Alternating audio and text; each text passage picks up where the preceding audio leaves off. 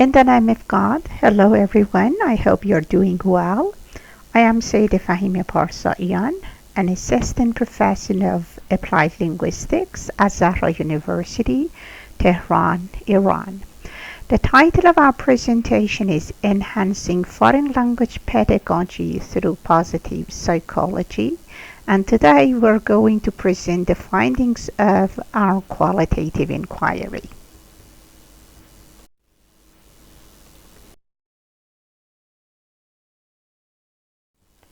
We're going to start with a brief introduction to positive psychology and its impact on applied linguistics research. Positive psychology, which is a sub-branch of psychology, focuses on flourishing human well-being, strength and virtues. It has garnered attention in applied linguistics over the last few years, and a growing focus on its pedagogical applications could be seen. Previously, scholars in language education primarily examined negative emotional states such as anxiety, stress, burnout, and demotivation. Nevertheless, the emergence of positive psychology, which led to the introduction of positive education and positive language education, prompted a shift towards investigating positive emotions in language learning and teaching, the result of which was an increase in the number of studies that have focused on investigating positive psychology themes within foreign language education. Examples of these topics could be foreign language enjoyment, foreign language classroom anxiety, great ideal self, and foreign language peace of mind. Nevertheless, despite the large bulk of studies that have been conducted, there seems to be limited research on how the incorporation of well-being themes can enhance both the linguistic and non-linguistic capabilities of language learners. And this was the research gap which laid the foundation of this qualitative inquiry. Within the next few slides, you are going to have a brief introduction to the field of positive psychology and its impact on language education.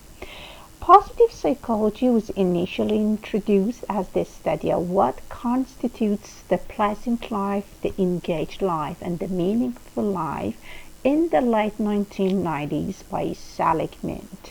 Diverging from unrealistic optimism or hedonic pleasure seeking, positive psychology addresses challenges, negative emotions, and their enduring impacts on individuals. It was argued that its objective is to contribute to the flourishing of individuals' well-being, contentment, and satisfaction with regard to the past, hope and optimism for the future, and flow and happiness regarding the present time. One of the central concepts related to positive psychology is the notion of well-being, which has been defined differently by different authors.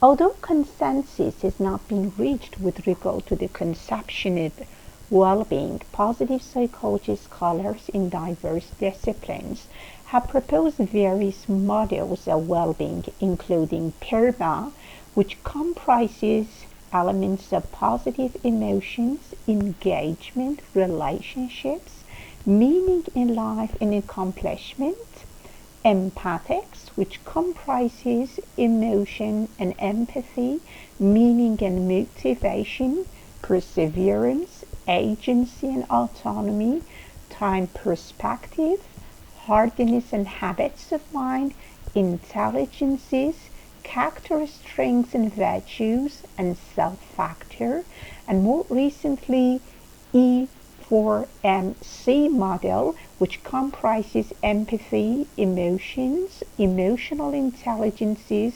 engagement, motivation, and character strength. Positive psychology themes and the notion of well-being have been welcomed warmly within the field of English language teaching. An increasing number of studies have been conducted focusing on themes such as foreign language enjoyment, hope, flow, love, growth mindset, engagement, and the like. However, it seems that more in-depth explorations are required to examine how language learners' engagement with well-being themes would shape their foreign language learning experiences and transcend language learning beyond acquisition of conventional language components. In this study, we endeavor to explore the potentials of integrating well-being topics and activities into a general English course. The course was attended by a group of Iranian female EFL learners, and this integration was designed to promote the flourishing of both the linguistic and non-linguistic strengths of language learning. The question addressed by this study was, what could be the potential benefits of integrating well-being topics and activities and flourishing linguistic and non-linguistic strengths of the language learners? Due to the objectives of this study and the nature of research question, a qualitative research methodology was adopted in this study. The participants of this study were three groups of Iranian female first-year university students, 85 in number, and this study was conducted within the context of a 3-credit general English course. The researchers included a university instructor with a foundational background in positive psychology, a psychologist with an expertise in positive psychology, and an MA TEFL student who was in charge of observing the classroom sessions and also preparing the instructional materials. It should be noted that prior to the comments of this study, the researchers selected and prepared the content and activities based on well-being themes, and the teaching materials address topics such as gratitude, courage, resilience, emotion regulation, creativity, and life's meaning. The prepared teaching materials encompassed multimodal resources such as text, audio files, video clips, and it spanned across various genres like fictions and non-fictions. The data for this study were collected through multiple sources, including extensive classroom observations, learner-generated documents, and conducting semi-structured interviews with a selected number of participants. The collected data, including observational notes, interview transcripts, and learner-generated documents, were read and reread multiple times by the researchers of this study, and then for coding, categorizing, and extracting the themes, we took advantage of MaxQDA software 2020 version. The meticulous analysis of the data revealed that the integration of positive psychology themes into this general English course aided the learners to craft instances of positive languages. It also helped them to think more creatively. It enhanced their self-exploration and self-reflection. It established the ground for the cultivation of well-being literacy, and it aided the learners to enjoy foreign language learning more. A couple of these things will be explained briefly in the coming slides. The meticulous analysis of the data indicated that engagement with well-being themes such as gratitude, optimism, and love, made the language learners craft linguistic constructs which demonstrated positivity, hope, appreciation, and even self-compassion and self-love.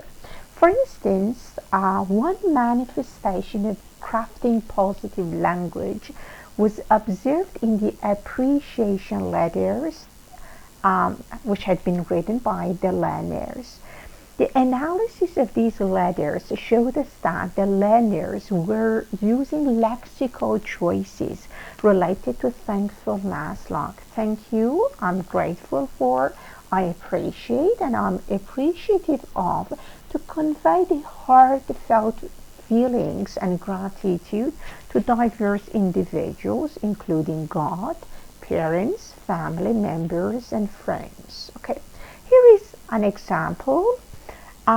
In this letter, Mahsa, one of the learners, has composed a letter expressing her gratitude to her mother. As you can see, she's employing the metaphoric expression of angel of my life, and also the positive adjectives of lovely and kindest, and positive nouns like generosity and devotion, in order to convey her appreciation and positive emotions to her mother's kindness and affection.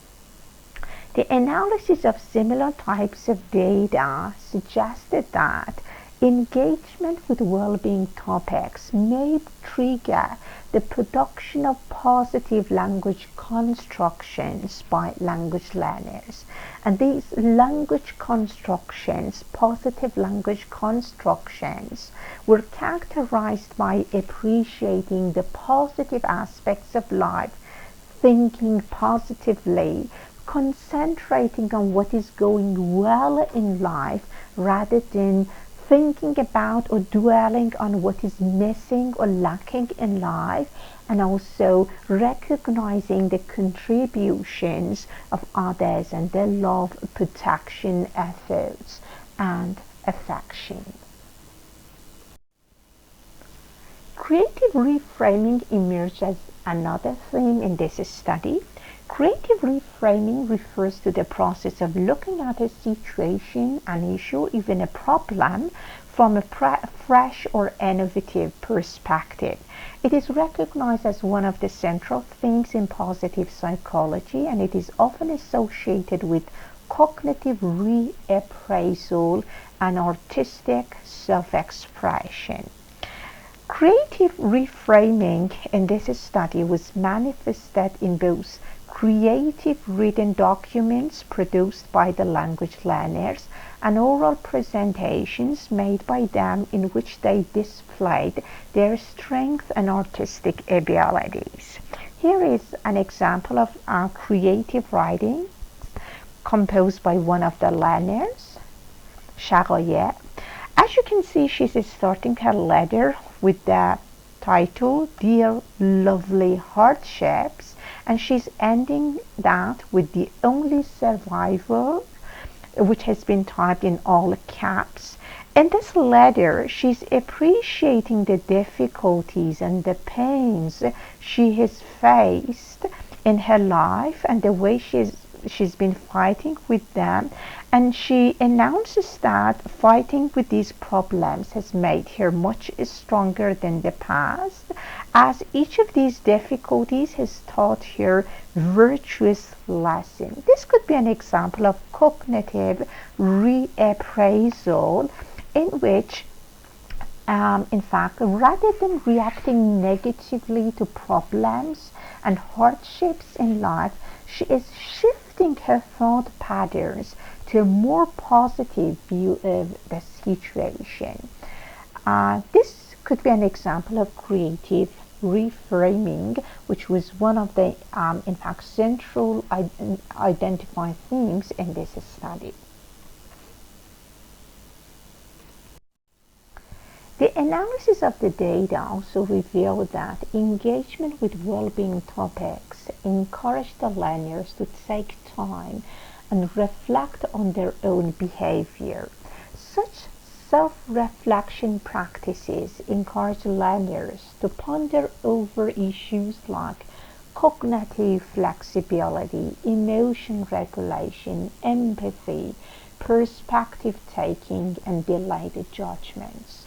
A particularly useful theme in this regard was the notion of paradigm shift, a notion that has been introduced by Stephen Covey in his famous book, Seven Habits of Highly Effective People.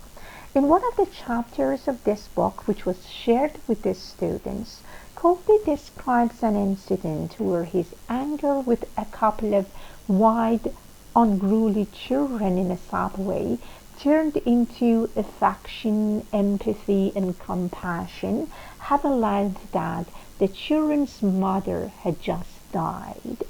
Having discussed this story, the learners were invited to share their personal experiences with regard to emotion regulation. The stories shared by the students revealed how they were thinking about topics like perspective taking and the necessity of empathizing with others, the necessity of being patient and considerate in life, and not dwelling on initial negative emotions. Here is a sample of self-reflection shared by one of the students.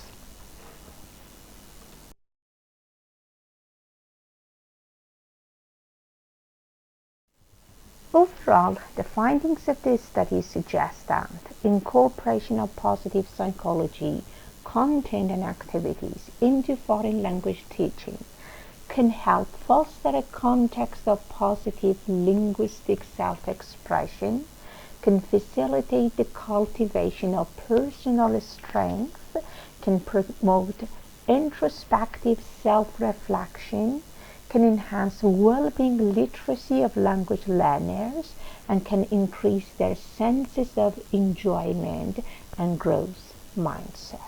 Thank you so much for your attention.